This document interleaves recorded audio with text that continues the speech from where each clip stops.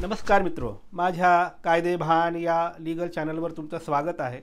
तर आजच्या व्हिडिओचा विषय आहे की सांगली जिल्ह्यातील लाभ क्षेत्रातील ज्या जमिनी आहेत त्या जमिनीच्या सातबाऱ्याच्या इतर हक्कात पुनर्वसनासाठी राखीव असा जो शेरा पडला आहे तो शेरा कमी करण्यासाठी एक GR आला आहे।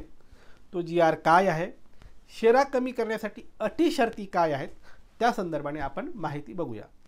तर टेम्मुक प्रकल्प आणि कृष्णा कोयना प्रकल्प हे दोन प्रकल्प जेव्हा झाले तेव्हा दोन गोष्टी घडल्या। एक तर काही शेतकऱ्याच्या जमिनी या धरणामध्ये गेल्या, ते भूमिहीन झाले, म्हणजे हे झाले प्रकल्पग्रस्त। आणि ही धरणं बांधल्यामुळे काही शेतकऱ्याच्या जमिनींना लाभ झाला। तर हे जे शेतकरी आहेत यांना म्हणतात लाभ क्षेत्रातील शेतकरी। म्हणजे धरणामुळे दोन प्रकारच्या शेतकऱ्याची गटवारी पडली। एक तो गट जे प्रकल्पग्रस्त झाले आणि दुसरा तो गट जे शेतकरी लाभ क्षेत्रात आले, म्हणजे या धरणाच्या पाण्याचा त्यांना लाभ मिळणार आहे। हे झाले दोन प्रकार। तर मग ज्या शेतकऱ्यांच्या जमिनी लाभ क्षेत्रात आल्या त्यांना स्लॅब पाडून देण्यात आलं की अमुक स्लॅबपर्यंत जर तुमच्याकडे जमीन असेल तर ती तुम्ही होल्ड करा। त्या स्लॅबच्या वर जर तुमची जमीन असेल तर ती जमीन शासन संपादित करणार आणि हे जे प्रकल्पग्रस्त शेतकरी आहेत त्यांना ते वाटप करणार, त्यांना ते देणार।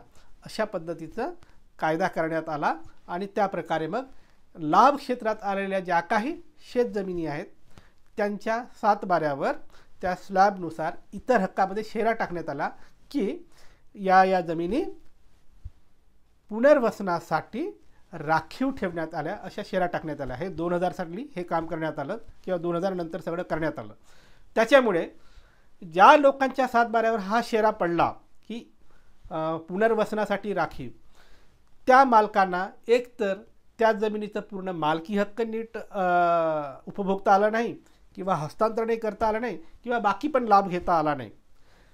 पण या जमिनी मागच्या 22-23 वर्षापासून शासनाने ना भूसंपादित केल्या, ना त्याचा मोबदला दिला किंवा ना अलॉटमेंट केलं, यातील काहीच नाही केलं।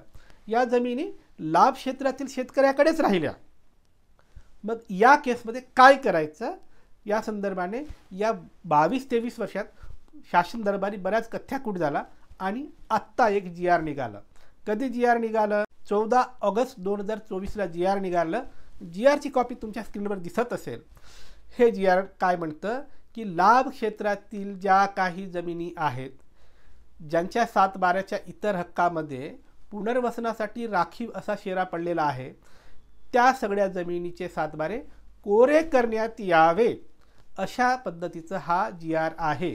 पण कोरे करण्यात यावे, सातबाऱ्यातील जो शेरा आहे पुनर्वसनासाठी राखीव हा शेरा जो आहे तो कमी करण्यात यावा, अशा पद्धतीचा GR आहे।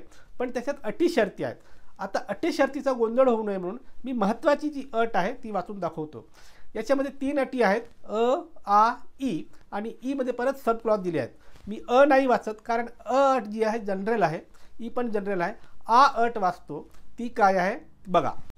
आ अट म्हणते सदर प्रस्तावातील जमिनीचा गट नंबर व त्यामधील क्षेत्र याबाबतची खातरजमा करणे व सदरचे क्षेत्र संपादित झाले नसणे, संपादन निवाडा झालेला नसणे या अटीच्या अधीन राहून सातबारा उताराच्या इतर हक्कातील पुनर्वसनासाठीचे शेरे उठवण्याबाबतीत कार्यवाही करण्यात यावी। म्हणजे काय की हा GR म्हणतो जर तुमच्या जमिनीच्या सातबाऱ्यावर इतर हक्कात असा शेरा पडला आहे की ही जमीन पुनर्वसनासाठी राखीव आहे असा शेरा पडला असेल, पण ती जमीन जर भूसंपादित झाली नसेल किंवा निवाडा झाला नसेल, आता याच्यातील निवाडा झाला नसेल ही तर आपल्याला अट लागू पडत नाही कारण निवाडे त्या काळात झालेले आहेत। त्याच्यामुळे आपल्याला निवाडा झाला नसेल हे तर लागू नाही पडणार, पण संपादित झालेली नसेल ही गोष्ट मात्र आपल्याला लागू पडते। कारण बऱ्याच लोकांच्या मी सांगली जिल्ह्यात जमिनी पाहिल्या आहेत त्या आजही संपादित झालेल्या नाही। त्याच्यामुळे ज्यांच्या जमिनीवर शेरा पडला पण संपादित झाले नाही ती लोक या अटीचा, या शर्तीचा फायदा घेऊ शकतात, कलेक्टरकडे अर्ज देऊ शकतात आणि आपला 7/12 कोरा करू शकतात. जरी तुम्ही लाभ क्षेत्रात असलात तरी तुमच्या जमिनीला आता धोका नाही. या GRमुळे तुमची जमीन आजपासून मोकळी होते, तुमचा 7/12 आजपासून कोरा होतो. तर मित्र, तुमच्यासाठी असंच मी कायद्याची माहिती आणत राहीन. कायद्याचं ज्ञान वाढवण्यासाठी कायदेभान पाहत राहा. आणि हो, ज्यांना सल्ला हवा आहे ते मला संपर्क करू शकतात. माझा नंबर तुमच्या स्क्रीनवर दिसतोय, पण हा फक्त व्हॉट्सॲपचा नंबर आहे, फोनचा नाही. खूप लोक याच्यावर कॉल करतात. कॉल करू नका, फक्त व्हॉट्सॲप टाका. नाव, गाव, जिल्हा, केसची माहिती लिहून तुम्ही मेसेज टाका. तुमच्या केसमध्ये मेरिट असेल तर आम्ही तुम्हाला सल्ला देऊ. बाय.